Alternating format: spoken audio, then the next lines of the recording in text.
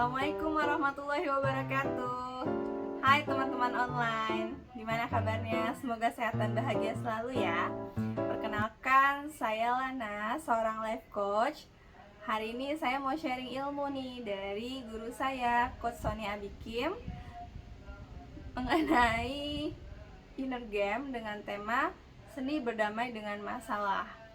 Mengapa ini penting? Pertanyaan selanjutnya, mungkinkah kita hidup tanpa masalah, teman-teman? Gak mungkin ya. Ya, kadang-kadang memang manusia itu suka gak realistis, punya banyak keinginan, tapi gak mau yang namanya terkena masalah. Padahal masalah itu gak bisa dihindari. Nah, oleh karena itu tuh kita perlu yang namanya berdamai dengan masalah, dengan merangkulnya. Pasti bakal sangat powerful banget hidup kita. Kemampuan kita dalam menikmati suatu proses itu sangat penting. Jadi kita nggak boleh antipati sama masalah. Itu ya teman-teman ya. Oke.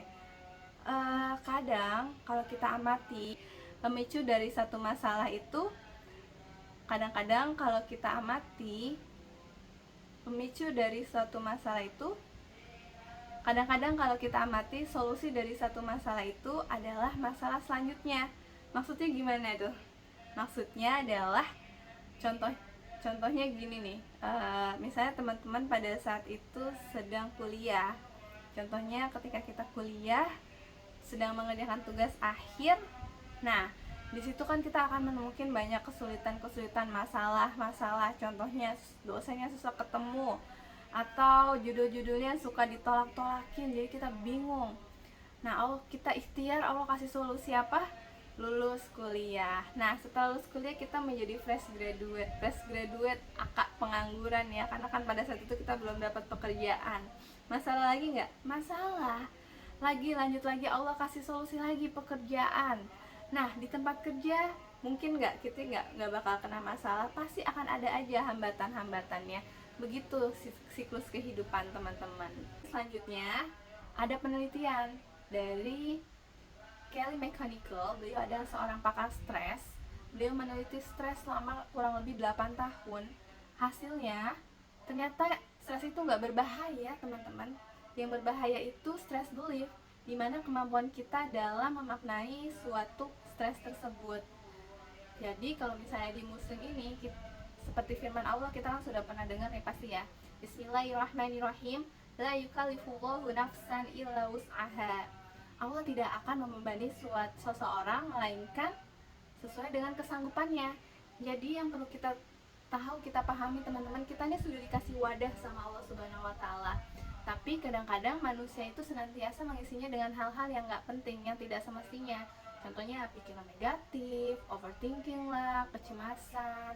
Nah, hal-hal yang kayak gitu membuat apa? Membuat dada kita sesak. Jadi kita nggak bisa nih berpikir dengan jernih gitu. Stres itu tuh nggak berbahaya, teman-teman. Jadi yang berbahaya itu cara kita memandang si stres tersebut. Stres itu suatu yang wajar kok, suatu yang normal. Nah, penting banget nih untuk kita tahu caranya merangkul si stres tersebut daripada kita berusaha untuk mengurangi stresnya. Nah, di situ inner game banget teman-teman. Dimana caranya kita menata si stress belief itu yang ada di dalam batin kita. Gitu. Selanjutnya pendefinisian masalah. Masalah secara bahasa berasal dari bahasa Indonesia yang mana diserap dari bahasa Arab, yaitu sa'ala. Sa'ala kalau diterjemahkan artinya soal-soal, pertanyaan. Jadi kalau misalnya kita terkena masalah, anggap aja kita lagi mendapatkan suatu pertanyaan-pertanyaan, sesuatu yang netral ya tentunya, tergantung respon kita nih, mau positif atau mau negatif gitu. Kadang kan pertanyaan ada yang penting, ada yang nggak penting, ada yang perlu dijawab, ada yang perlu nggak dijawab gitu teman-teman. Nah, untuk menjawab masalah-masalah tersebut kita harus apa? Kita harus menggeser kesadaran kita dari seorang pelaku menjadi seorang pengamat. Contohnya gimana? Maksudnya gimana nih? Menurut kamu mana yang lebih jago, pelaku atau pengamat? Pengamat ya. Contohnya seperti ini, teman kita nih lagi curhat sama kita ya. Terus dia minta nasihat. Kita sebagai pengamat pasti kita nasihatin, yang sabar ya temennya, Insya Allah, Allah pasti bakal kasih yang terbaik buat kamu. Insya Allah ini ujiannya hanya sementara. Insya Allah habis ada kesulitan pasti ada kemudahan. Semangat ya, yang sabar ya. Allah maha baik gitu. Pasti kita akan meresponnya dengan hal-hal yang positif kepada teman kita. Tapi ketika kita yang mendapatkan masalah, kita ini terlalu keras sama diri kita. Jadi susah banget lama pengobatannya, lama batin kita lama terobatinya. Jadi susah sembuhnya teman-teman. Maka dari itu kita perlu yang namanya latihan nih untuk maka dari itu kita perlu latihan nih untuk menggeser kesadaran kita dari yang namanya seorang pelaku menjadi seorang pengamat gitu ya. Selanjutnya masalah secara istilah. Masalah secara istilah yaitu adanya kesenjangan atau gap antara kondisi yang terjadi saat ini, realita, dengan ekspektasi, dengan kondisi yang diharapkan. Contohnya seperti ini. Contohnya kita pengen punya berat badan 60, itu harapan kita. Tapi kondisi saat ini berat badan kita 90. Ada gap kan? Masalah nggak? Masalah. Pasti kita bakal bawaannya kepikiran terus, aduh saya susah kurus nih, susah ini, saya terlalu gemuk kayak gitu. Itu yang namanya masalah secara istilah. Jadi teman-teman perlu banget nih kita yang namanya punya pemaknaan terhadap masalah. Bahkan menurut Imam Ghazali, saya izin baca ya, kesulitan adalah guru yang terbaik dalam hidup. Lewat kesulitan kita belajar menghargai setiap nikmat. Jadi karena imanlah kita diuji, karena imanlah kita menikmati ujian tersebut. Masya Allah, indah banget ya. Ujian itu mendidik jiwa, menyucikan diri dari dosa, dan menjadikan kita hidup bahagia paripurna. Bahkan hadis Rasulullah ada yang lebih perlu di highlight lagi nih teman-teman. Ujian itu akan senantiasa menimpa pada orang-orang yang beriman. Sampai kapan? Sampai seorang itu kembali ke Allah tanpa membawa dosa-dosa sedikit pun. Masya Allah, indah banget ya. Bahkan ketika kita ada masalah, Allah tuh memberikan suatu keindahan. Tenang aja, aku kasih masalah seolah-olah ya, karena aku ingin kamu kembali kepadaku dalam kondisi yang fitrah, yang suci. Maha besar Allah ya, Masya Allah teman-teman, indah banget. Selanjutnya, 3 sikap atau seni dalam menghadapi masalah. Mau tahu? Oke, pertama, fokus pada apa yang ada dalam kendali. Contohnya nih, pada saat kita makan nih di restoran bersama keluarga, ternyata di dalam nasi kita ada batu kecil. Nah, kalau kita fokus dengan kendali kita, yang ada dalam kendali kita, yang kita lakukan adalah ya udah tinggal buang batu kecilnya ya. Kemudian kita lanjut makan. Tapi kebanyakan orang itu marah-marah dulu. Marah-marah ke waitersnya, panggil waiters, "Mbak, kok ini?" komplain dengan segala macam bla bla bla bla bla, hingga akhirnya keluarga kita juga nggak menikmati makanannya karena sudah keburu komplain duluan. Padahal kita bisa aja nanti setelah kita selesai makan untuk komplainnya gitu.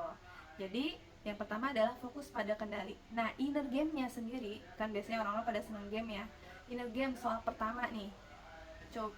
Soal pertama yang perlu kita ajukan untuk kita bisa fokus pada kendalinya itu, dari situasi ini apa yang ada dalam kendali dan bagaimana cara saya memaknainya. Kayak dicatat ya, dari situasi ini apa yang ada dalam kendali saya dan bagaimana cara saya memaknainya. Wah, energi banget ya. Jadi masalah itu nggak bisa dihindari teman-teman, tapi kita coba untuk memaknai masalah tersebut, dimana kita untuk spiritual freedomnya ya, kita memilih untuk bahagia atau menderita. Contoh kasusnya tuh kayak sahabat Rasulullah, sahabat Rasulullah yang terkenal sekali, Bilal bin Rabah, dimana pada saat beliau dihukum cambuk karena ketahuan masuk Islam, tapi beliau walaupun tersiksa, beliau hatinya bahagia teman-teman, karena dia memilih bahagia dan dia berkata ahad. Dia bahagia pada saat tersiksa karena dia tahu tujuan akhirnya, yaitu Allah Subhanahu wa Ta'ala ridho ketika dia sudah masuk Islam gitu. Hatinya bahagia. Jadi kita bebas memilih. Yang bisa kita kendalikan adalah kita memilih untuk bahagia atau memilih untuk tidak bahagia. Tuh. Penting banget kita untuk memaknai hal tersebut. Kemudian kedua yaitu fokus pada solusi. Terkadang ketika kita ada masalah tuh, kenapa sih masalah ini selalu ada dalam diri aku? Why me? Why me? Cuma kan Allah pasti bilang, why not? Gitu. Jadi teman-teman, kita arahkan nih energi-energi kita kepada hal-hal yang kita inginkan, bukan mencari tuh masa lalu. Nah, game keduanya, kita coba ajukan pertanyaan ke dalam diri kita. Atas situasi ini, apa yang saya inginkan? Apa yang bisa saya ubah atau apa yang bisa saya lakukan? Fokus pada solusinya ya. Atas situasi ini, apa yang saya inginkan atau apa yang saya bisa ubah atau apa yang bisa saya lakukan. Lalu kenakan energi kita kepada apa yang kita inginkan. Dengan catatan, kita minta petunjuk sama Allah Subhanahu wa taala. Kita istikharah. Jadi boleh loh teman-teman, ternyata kita istikharah setiap hari. Pada saat duha, bisa sebelum kita aktivitas duha dan istikharah kita satukan. Kita minta petunjuk kepada Allah untuk tiap-tiap perbuatan yang akan kita jalani. Insya Allah Allah pasti kasih petunjuk. Ya. Untuk sikap yang ketiga yaitu fokus pada prosesnya, enjoy the process. Hasil di luar kendali kita pastinya teman-teman. Jadi tugas kita adalah kita enjoy, kita nikmati prosesnya. Daripada kita stres mikirin nanti hasilnya seperti apa, enjoy aja prosesnya. Karena urusan hasil itu Allah yang telah menentukan. Gitu. Pertanyaannya ini gini nih, menurut teman-teman, sukses dulu atau bahagia dulu? Oke. Jadi kita tuh mesti bahagia dulu, hati kita tuh mesti lapang dulu. Nanti Allah kasih kemudahan-kemudahan untuk diri kita. Makanya ada doanya, Robbi shrahli shodri wa yassir li amri. Ya Allah, lapangkanlah hatiku. Jadi kita bahagia dulu nih pada saat kita menghadapi masalah-masalah tersebut. Nah, untuk games ketiga, pertanyaannya, apa yang saya nikmati dari tantangan ini meski hasilnya belum terlihat? Apa yang saya syukuri dari proses ini? Oke, pertanyaan ketiga, apa yang saya nikmati dari tantangan ini meskipun hasilnya belum terlihat? Apa yang saya syukuri dari proses ini? Oke, sampai di sini dulu ya teman-teman untuk videonya. Semoga bermanfaat. Sukses selalu. Assalamualaikum warahmatullahi wabarakatuh. Bye.